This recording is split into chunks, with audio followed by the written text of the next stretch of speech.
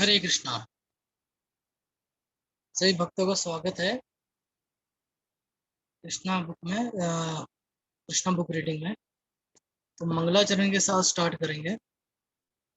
तो जो भक्त ऑनलाइन है वो मंगलाचरण दोहरा सकते हैं मेरे साथ।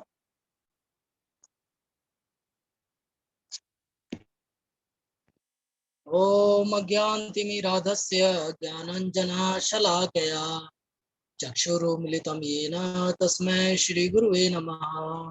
श्रीचैतन्यमनोभीष्टं स्थापितं येन भूतले स्वयं रूपः कदा मह्यं ददाति स्वपदान्तिकम्। वन्देऽहं श्रीगुरो श्रीयुतपदकमलं श्रीगुरून् वैष्णवांश श्रीरूपं साग्रजातं सहगण रघुनाथावितं तं सजीवं साद्वैतं सावधूतं परिजनसहितं कृष्ण चैतन्य देवं श्रीराधा कृष्ण पादान् सहगण ललिता श्री विशाखान्वितांश नमो विष्णुपादाय कृष्णपृष्ठाय भूतले श्रीमते भक्तिवेदांत स्वामिनिति नामिने। नमस्ते सरस्वते देव गौरवाणी प्रचारिणे निर्विशेष शून्यवादी पाश्चात्य देशतारिणे। हे कृष्ण करुणा सिंधु दीन बंधु जगतपते गोपेश गोपिका कांत श्री राधा कांत नमस्ते। तप्त कांचन गौरांगी श्री राधे वृंदावनेश्वरी वृषभानुसुते देवी प्रणमामि हरिप्रिय। नमो महावदान्य कृष्ण प्रेम प्रदायते कृष्णाय कृष्ण चैतन्य नामने गौरी वांछा कल्पतरुभ्य श्री कृपा सिंधु भये विचे पतिता नाम पावने भयो वैष्णवे भयो नमः। जय श्री कृष्ण चैतन्य प्रभु नित्यानंद श्री अद्वैत गदाधर श्रीवासादि गौर भक्त वृंद। हरे कृष्णा कृष्णा कृष्णा हरे हरे हरे राम राम राम हरे हरे। हरे कृष्णा। सभी भक्तों का स्वागत है। तो आज हम अध्याय 30 से स्टार्ट करेंगे। मैं स्क्रीन शेयर कर देता हूँ, उससे हम रीडिंग कंटिन्यू करेंगे।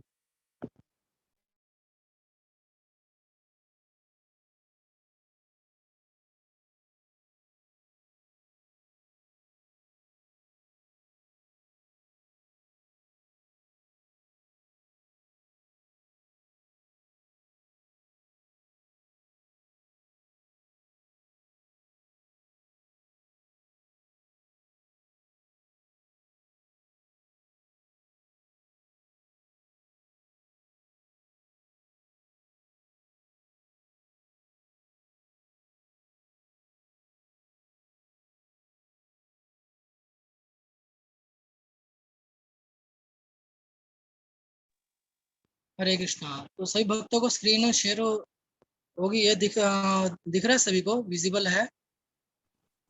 यस जी प्रभु प्रभु जी। जी, विजिबल। ओके, तो कोई भक्त पढ़ना चाहेगा? मैं पढ़ लेती हूँ प्रभु जी। कृष्ण का गोपियों से छिपना।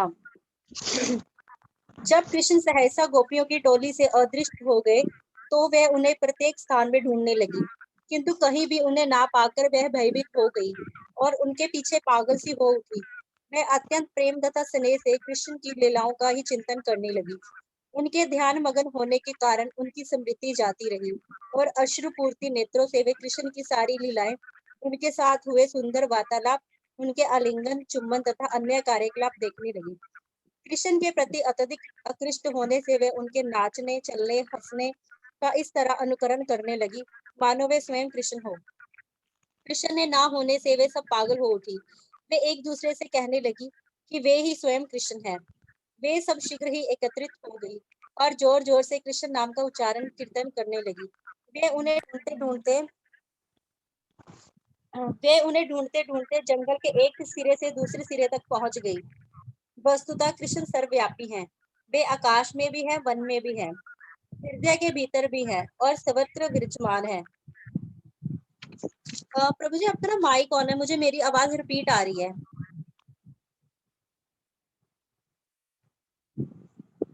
अतः गोपियां वृक्षों तथा पौधों से कृष्ण के विषय में पूछने लगी।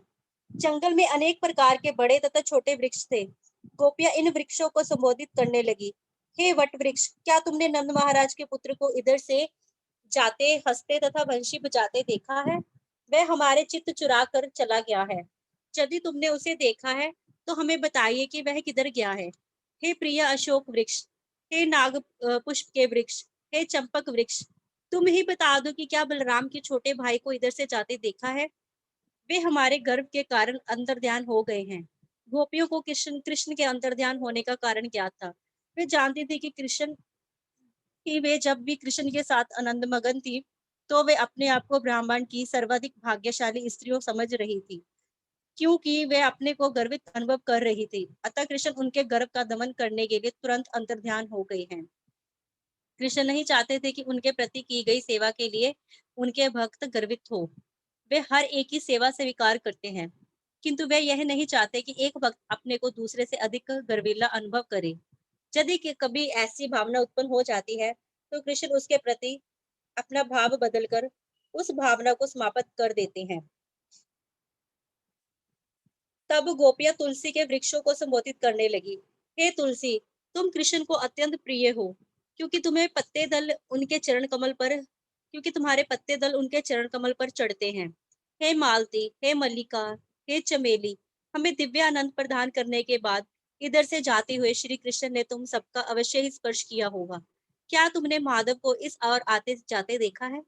हे आम वृक्ष, हे कटहल, हे नाशपति तथा असन वृक्षों, हे जामुन, बेल वृक्षों तथा कंदप पुष्प के वृक्ष, तुम सब यमुना के तट पर रहने के कारण अत्यंत पवित्र हो। इधर से कृष्ण अवश्य गए होंगे। क्या तुम सब बता सकते हो वे किस ओर गए हैं? तत्पश्चात गोपियों ने जिस पृथ्वी पर वे चल रही थी, उसे संबोधित करना प्रारंभ किया। हे पृथ्वी, हमें ज्ञात नहीं कि आपने कृष्ण के चरण चिन्हों को अपने ऊपर धारण करने के लिए कितना तप किया होगा। आप बड़ी प्रसन्नचित्त हैं। ये प्रमुदित वृक्ष तथा पौधे ही आपकी रोमावलियां हैं। और श्री कृष्ण अवश्य ही आप पर अत्यधिक प्रसन्न रहे होंगे, अन्यथा वराह रूप में उन्होंने अपना आलिंगन क्यों किया होता? जब आप जलमग्न थी, तो उन्होंने आपका सारा भार अपने दांतों पर उठाकर आपका उद्धार किया था। अनेक वृक्ष, पौधे और पृथ्वी को संबोधित करने के पश्चात उन्होंने अपना मुख उन सुंदर हिरनियों की ओर फेरा जो उनकी ओर प्रसन्नता पूर्वक देख रहे थे। उनको संबोधित करते हुए गोपी ने कहा, ऐसा लगता है कि साक्षात परम नारायण कृष्ण अपनी संगनी लक्ष्मी समेत अवश्य ही इस रास्ते से होकर गुजरे होंगे। अन्यथा ये कैसे संभव है कि यहाँ समीर से उनके पुष्प व्यवहार की सुगंधित लक्ष्मी जी के वक्ष स्थल में लेप किए गए कुमकुम कुमकुम की सुगंध से युक्त अनुभव की जा रही हो। ऐसा लगता है कि वे यहाँ से अवश्य गुजरे होंगे और उन्होंने तुम्हारे शरीरों का स्पर्श किया होगा, जिससे तुम सब इतने प्रसन्न लग रहे हो और हमारी और करुणा की दृष्टि से देख रही हो। अतः कृपा करके क्या हमें बता सकोगे कि कृष्ण किधर गए हैं? कृष्ण वृंदावन के शुभ चिंतक है। वे तुम पर उतने ही दयालु है जितने हम पर। अतः हमें त्यागने के बाद वे अवश्य ही तुम लोगों के संग में रहे होंगे। हे भाग्यशाली वृक्षों, हम बलराम के छोटे भाई कृष्ण का चिंतन कर रहे हैं। वे अपना एक हाथ लक्ष्मी देवी के कंधे पर रखे और दूसरा हाथ में कमल का पुष्प घुमाते हुए इधर से गए होंगे और तुम लोगों को ये नमस्कार करने पर वे प्रसन्न हुए होंगे और तुम सबको प्रसन्नता पूर्वक निहारा होगा। तब कुछ गोपियां अपनी अन्य गोपियों को संबोधित करने लगी। सखियों, तुम इन लताओं से क्यों पूछ रही हो, जो इन विशाल वृक्षों का प्रसन्नता पूर्वक आलिंगन कर रही हैं, मानो वे इनके पति हो। ऐसा लगता है कि इन लताओं के फूलों को कृष्ण ने अपने नखों से अवश्य ही स्पर्श किया होगा, अन्यथा वे इतनी प्रसन्न क्यों हैं? जब गोपियां श्री कृष्ण को इधर उधर खोज कर थक गई, तो वे प्रमाताओं की तरह बातें करने लगी। वे कृष्ण की विविध लीलाओं का अनुकरण करके अपने आप को संतुष्ट करने लगी। एक ने पूतना राक्षसी का अनुकरण किया और दूसरी ने कृष्ण बनकर उनका स्तनपान किया। एक गोपी छकड़ा बन गई और दूसरी इस छकड़े से नीचे लटकर अपनी टांगे हिलाने लगी, जिससे वे छकड़े के पहियों को छू जाए। जिस प्रकार कृष्ण ने शक्टासुर का वध करने के लिए किया था।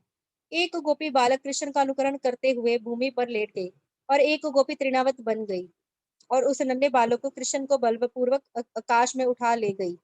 एक गोपी ने कृष्ण का अनुकरण घुटनों के बल पर चलते तथा अपनी शुद्र घंटिका बजाते हुए किया।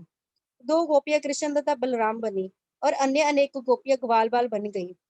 एक गोपी ने बकासुर का रूप धरा और दूसरी ने उसे बलपूर्वक पृथ्वी पर गिरा दिया, जैसे बकासुर गिरा था जब उसका वध हुआ था। इसी प्रकार एक अन्य गोपी ने बकासुर को हराया। जिस प्रकार कृष्ण अपनी गांव को उनके नाम से लेकर पुकारते हैं, उसी प्रकार गोपियां उनका अनुकरण करने लगी और गौओं का नाम लेकर पुकारने लगी। एक गोपी बांसुरी बजाने लगी और दूसरी वैसे ही प्रशंसा करने लगी, और जिस प्रकार ग्वाले कृष्ण की बंशी बजाते समय करते हैं।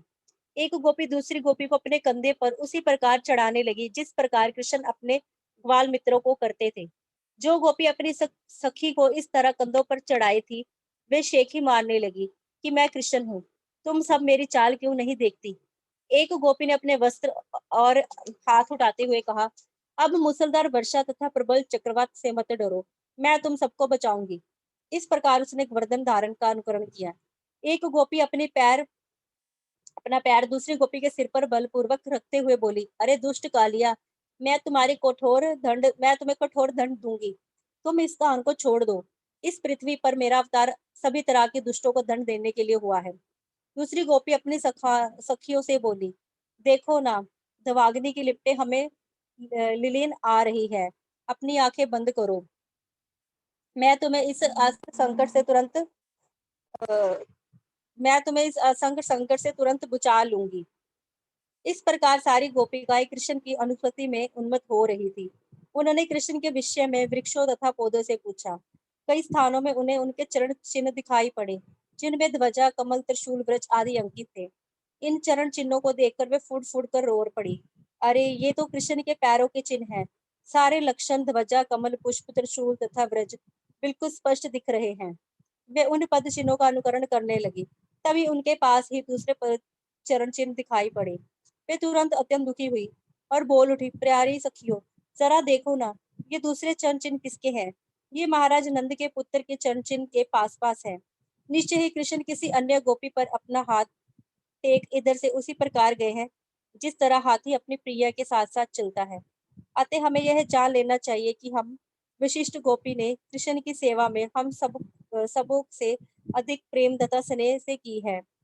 इस विशिष्ट गोपी ने श्री कृष्ण की सेवा हम सबसे अधिक प्रेम तथा स्नेह से की है, इसीलिए वे हमें त्याग कर उसका संग नहीं छोड़ पाए, वे उसे अपने साथ लेते गए हैं। सखियों, जरा विचारो कि इस स्थान की दिव्या धूलि कितनी धन्य है। कृष्ण की चरण धूलि की पूजा ब्रह्मा, शिव तथा देवी लक्ष्मी तक करती है, किंतु हमें इसका दुख है कि यह विशिष्ट गोपी कृष्ण के साथ गई है और वह हमें विलाप करती छोड़ने के लिए कृष्ण के चुंबनों का अमृत पान कर रही है।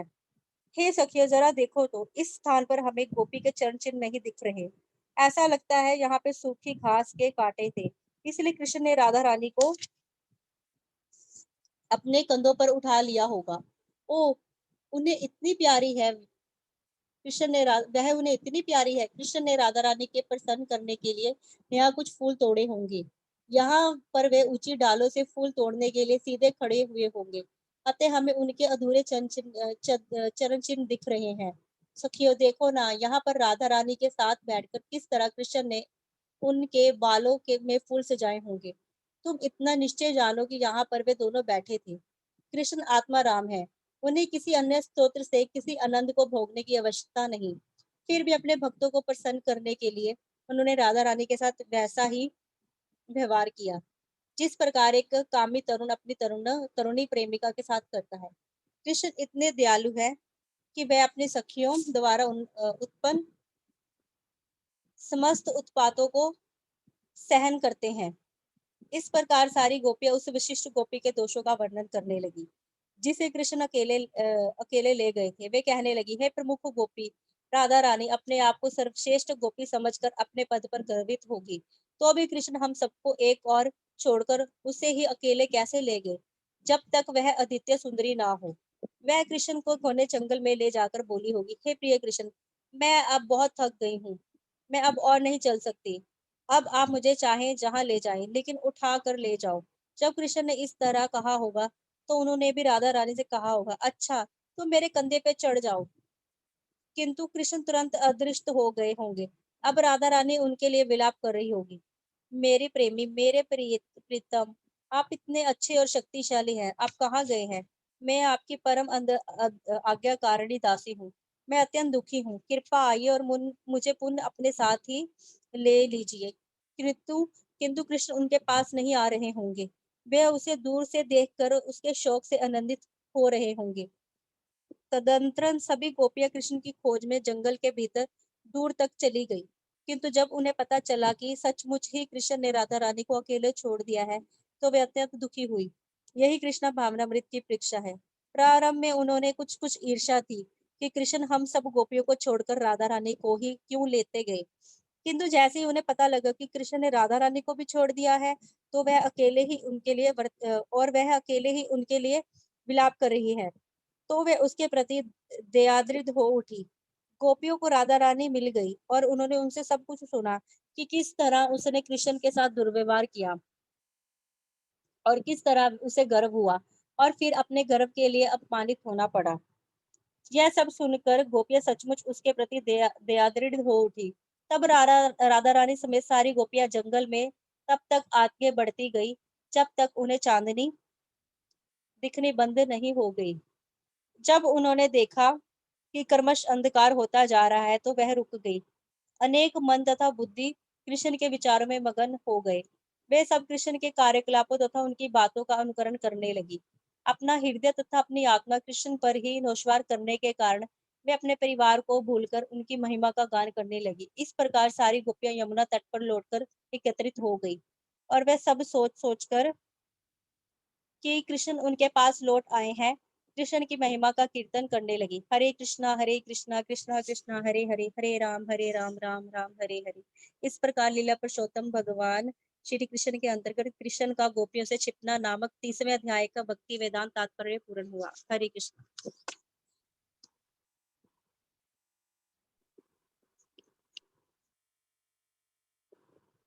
हरे कृष्णा, थैंक यू माता जी। मैं नेक्स्ट चैप्टर भी शेयर कर देता हूँ। मेरे पास बुक है प्रभु जी, मैं बुक से ही पढ़ रही हूँ, आपको शायद शेयर कर दो। हाँ यार। नेक्स्ट चैप्टर है 31 गोपी गीत। एक गोपी बोली, हे कृष्ण, जब से आपने इस व्रज भूमि में जन्म लिया है, तब से प्रत्येक वस्तु धन्य लगती है।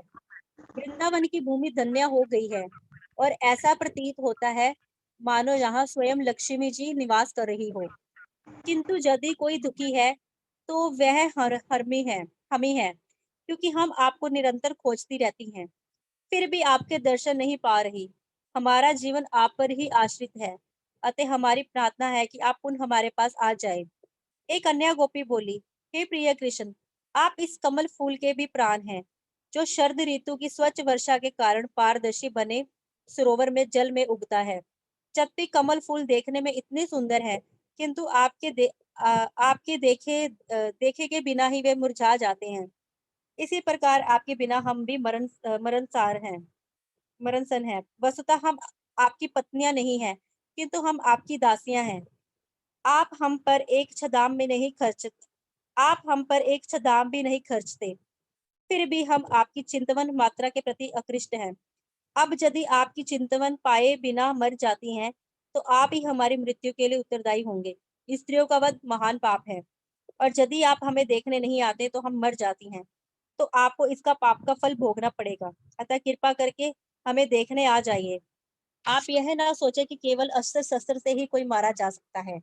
हम तो आपके अभाव में भी मरी जा रही हैं। आपको सोचना चाहिए कि आप स्त्रियों के वध के लिए किस प्रकार उत्तरदायी हैं। हम आपके प्रति सतत कृतज्ञ हैं, क्योंकि आपने हमारी कई बार रक्षा की है। आपने यमुना के विषैले जल से, कालिया सर्प से, बकासुर से, इंद्र से, मुसलधार वर्षा से तथा उसके कोप से, दवाग्नि से तथा अन्य अनेक दुर्घटनाओं से हमें बचाया है। आप सबसे महान तथा सर्वशक्तिमान हैं। यह आश्चर्य की बात है कि आपने हमें अनेक संकटों से बचाया है, किंतु हमें आश्चर्य हो रहा है कि इस अवसर पर आप हमारी उपेक्षा क्यों कर रहे हैं। हे सखा, हे कृष्ण, हमें भलीभांति ज्ञात है कि आप माता यशोदा अथवा नंद महाराज के पुत्र नहीं हैं। आप तो श्री भगवान हैं तथा समस्त जीवों के परमात्मा हैं। आप माता यशोदा हमें भली-भांति याद है कि आप माता यशोदा तथा नंद महाराज के पुत्र नहीं हैं। आप तो श्री भगवान तथा समस्त जीवों के परमात्मा हैं। आप अपने एक की कृपा से इस संसार की रक्षा करने के लिए ब्रह्मा जी की प्रार्थना पर अवतरित हुए हैं।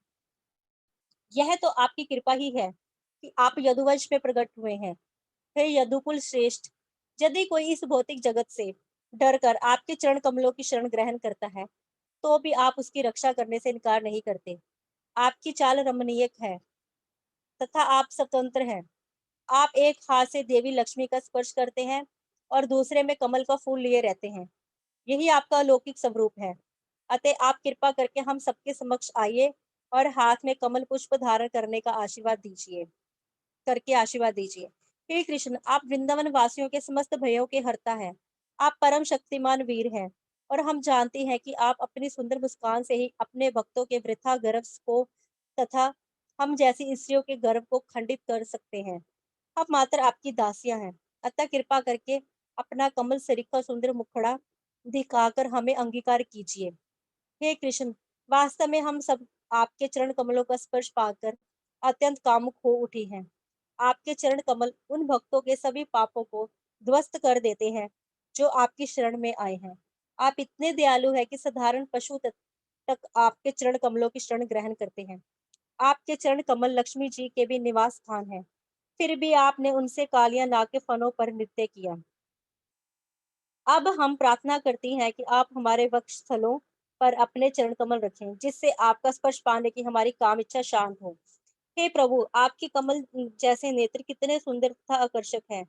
आपके मीठे वचन इतने मोहक है कि बड़े से बड़े विद्वान भी आकर्षित होकर आप पर प्रसन्न हो जाते हैं।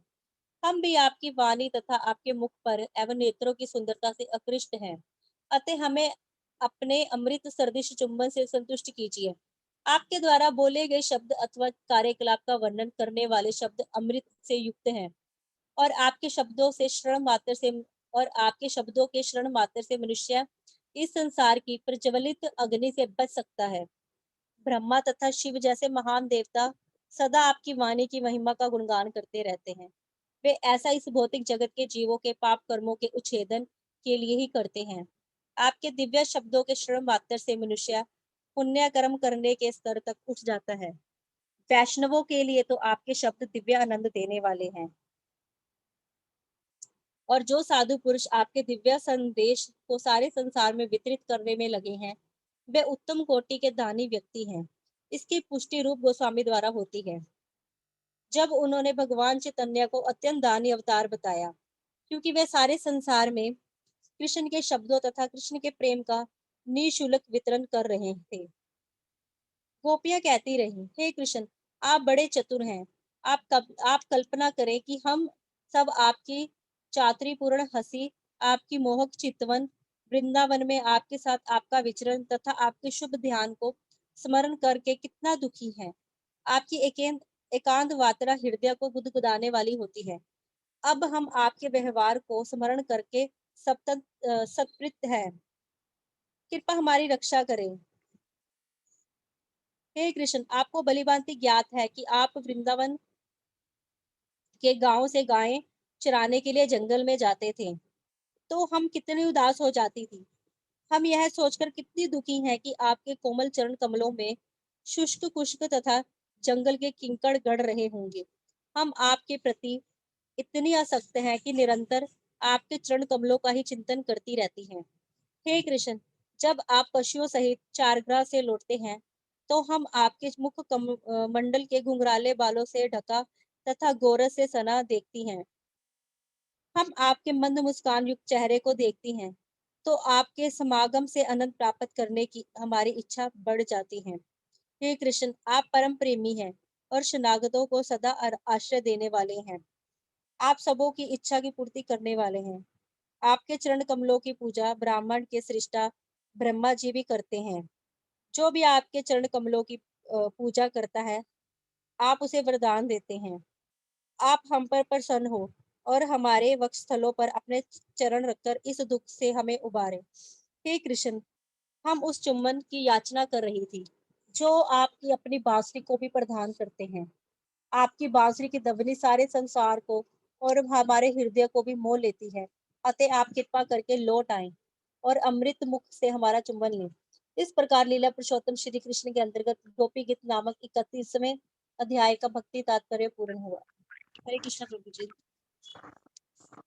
हरे कृष्ण माता जी, थैंक यू माता जी। तो आज हम यहीं पे विराम देंगे और कल नेक्स्ट चैप्टर स्टार्ट करेंगे। हरे कृष्ण। लीला पुरुषोत्तम भगवान श्री कृष्ण की जय। जगत गुरु श्री राम।